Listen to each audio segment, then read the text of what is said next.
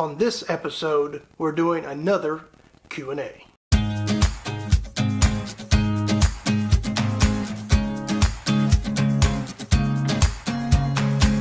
Hey everyone, I'm Scott Hughes and this is episode 4 of the Pondering Prepper. And today, we're answering more of your questions. A couple days ago, I sent out an email to see what questions you guys have revolving around the world of preparedness. And we got a couple really good questions. So today, we're going to answer them. Our first question comes from Kay Berger, and Kay says, there must be 50 ways published on how to purify water. Very little said about obtaining water in an urban location. Please help answer this. Thanks, Kay, for your question. This is a good one because many of us survivalist preppers, a lot of us live in an urban area, and we know that in the event of a crisis or disaster of any kind, the water in the stores are going to be the highest on people's priority list, meaning if you don't already have some stored, there's not a lot of hope on going to your grocery store or your local gas station and picking up a case of water. That said, where can we find water if you live in the city? So the first place I want to take a look at is your home.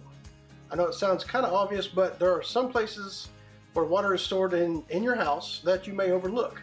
And the first is your water heater. In the United States, the average size water heater I think is around 50 gallons. Of course, you know, they go from 30 to 60, unless you have one of those on-demand systems. And in that case, you might just have a few gallons on hand, but that's still better than none.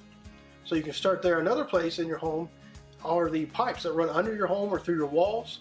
If you can find your way to them, there's a good chance you're going to find several gallons of water stored right there in your pipes. Then there's also your toilet tank. Not much water in there. Some of the older houses probably have 2 or 3, maybe 4-gallon tanks if it's a really old one. Some of the new ones I think maybe 1.5 gallons or a gallon if you're lucky. But again, it's water, right? So let's talk about what about outside your home. Let's say you've exhausted your home's water resources and you need to find more water. So where should you start looking?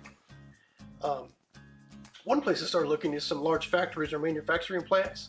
They typically have some very large water reservoirs on their roofs to help with their fire suppressant systems. Even if they don't, just like your home, they have sprinkler systems typically out, in their landscape, and you're going to find water trapped in those pipes, which could be good. In a case of emergency, you got to do what you got to do.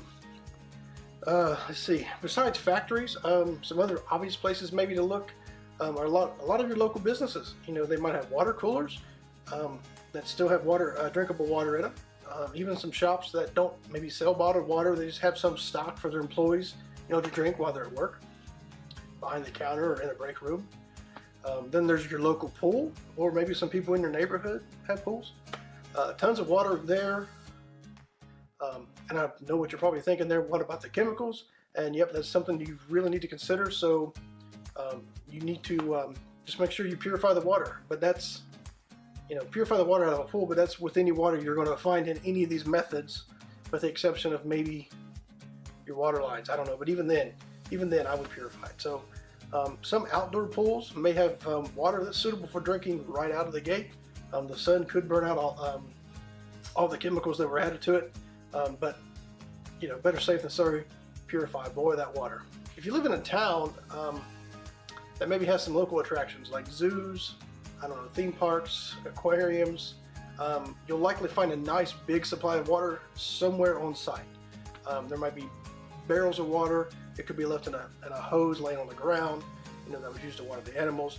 So if you have any place like that, go there and be thorough. Go through the shops, because they may have bottled water in the shops, and go through all the exhibits and the attractions. Going back to your neighborhood or maybe one close by, look for rain barrels. This is a growing trend in a lot of neighborhoods around the country. Even though a lot of places do ban it, make it illegal, people are doing it anyway. And some of your neighbors may be collecting their own rainwater, and if so, there's a chance it could still be there. One place that I've heard people recommend, but I would avoid at all costs of getting water, and that's any water that's stored in a radiator, like a vehicle radiator. I don't recommend ever drinking water from a radiator. Even if you attempt to purify it, the water may not just be good, because the chemicals you find in antifreeze, the purification it's just not worth chancing drinking that water. So just please I know there's a lot of people out there that recommend it, and I guess in a dire situation, I don't know, I still don't recommend it. So please just, if just skip the water in a radiator. Some other things that if you're desperate enough, you might consider drinking, but you really need to avoid at all costs. I know you're thirsty and you're dehydrated and you're going to do whatever it takes to get some kind of hydration in you, but please avoid any kind of alcoholic beverages, urine, blood, and any kind of seawater, salt water, anything like that, because it's not going to be good for you in the long run. Okay? So thanks again, Kay, for the question. I hope this gives you some ideas for where to find water in an urban environment or in your neighborhood. Let's get into our second and final question of the day, and it's from Alex Carrillo. My iPad's about dead, 12%. All right, let's go down here. So Alex says in his email, for a small family, what would be best for situations that require constant relocation on foot, a portable shelter, or just rebuild at every new location? Both situations have their pros and cons. Would it be better to remain stationary during winter, as foraging for plants might be hard due to scarcity of wild plants, or should you go with the hunter-scavenger approach? Okay, Alex, thanks for your question. Another good one. And let's break this down into a few parts and tackle the constant relocation first. So should you go with a portable shelter, or should you rebuild a new one at every new location? And you're right, both of them have their pros and cons, but I'm going to go with portable shelter, and here's why. First, you're going to become very proficient at putting it up and taking it down.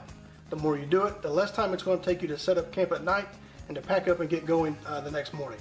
So I would suggest that your portable shelter needs to be something really lightweight, like a nice tent, or it could be something as simple as a tarp, depending on what part of the United States you live in, the time of year, the environment, and your shelter building tarp skills, or your tarp shelter building skills. Anyway, so and also with a tarp, what's nice about having a tarp or a lightweight tent, you can have multiple ones with you. So if one gets tore or damaged or whatever, or something happens, quick, and you need to leave one behind, you have more to fall back on when you get, if you have to set up camp somewhere else. That brings us to the next part of Alex's question, which was about remaining stationary during the wintertime. He was wondering how hard would it be to forage for food, like wild plants, or should you go with the hunter-scavenger approach? My advice on this is to remain stationary during winter. And yeah, it might get difficult finding food. That's a possibility. If you're in an urban environment, it may not be as hard when you compare it to a more rural setting. However, the less time you spend out in the cold, the better off you're going to be. You always chance getting cut off of your group, getting lost, getting hurt, and being caught outside for a long period of time. When it's that cold outside, you just need to avoid it at all costs. Ultimately, it could be deadly. It could kill you. So, in a more roaming method, where you move from place to place, you chance not finding a place. And your portable shelter, or even if you happen to have the skills, you build a shelter, it might not be enough to protect you from the elements. Or maybe there's people or animals that may pass by while you're asleep, and there's a chance it may not protect you from that. So if you have a stationary camp, you're just more likely to know, where it is, how to get back to it, protect it. You don't want to try protecting a new place all the time. You're gonna have to continually be looking at your perimeter for vulnerable spots, repair them. If you get to a new place, you got to start all over again. And setting up and tearing down a perimeter could eventually start using up your resources, like your paracord and stuff. So I just say pick a spot and stick with it. Okay, and let's see. As far as foraging for food, whether it be plants, animals, or maybe you find some houses or buildings to go through if you're in an urban area, there will pretty much always be somewhere where you can scavenge. Now, you may not find a lot when you get to these buildings or these houses, but I'd say you're more likely to find something in a house, a building, a business, or something like that than finding edible food, in the middle of the winter when it's dead cold outside. That finding enough that's going to sustain you anyway. If you're making camp in a more country setting, then you're going to have to rely on your plant and animal foraging skills. There's no way around it. You could get lucky enough to run across, a large animal like a cow, a deer, maybe a horse. If it's cold enough, you can kill it, preserve the meat outside, where it's going to keep the meat from spoiling. You might also be lucky enough to find some edible plants while foraging, but I wouldn't hold my breath too much. Many times animals probably already beat you to it, and they've already taken all the good stuff that's going to provide you any kind of nutrition. Okay, Alex, I appreciate your question. I hope that helped answer it, and that's it for the questions today. We're going to wrap this up. Look out for another episode of the Pondering Prepper next week. We really hope you're enjoying these. If you have any questions you'd like to be answered on the show, you can shoot me a message here on Facebook. If you scroll to the top of the page, I think it says send message. There's just a button, you send me a message. Or you can send me an email at scott@freedomprepper.com. I did want to mention real quick that we are working on plans to have more than one show per week. My goal really ultimately is to build up to 5 shows a week, Monday through Friday. I like to have, like this, like a Q&A show, a product review show, maybe a tips and tricks type of show, and some other couple type of shows if we can come up with them as we get to be more consistent with these videos. Again, I hope you're enjoying these shows. I enjoy putting them together for you. Of course, if you do like the show, I'd love to hear from you. If you don't like the show, I'd still like to hear from you. Maybe give me something I can improve on. But if you do like it, hit that like button. Share it with anyone you think might find it useful. And with that, remember, stay always ready, my friends. Until next time, take care.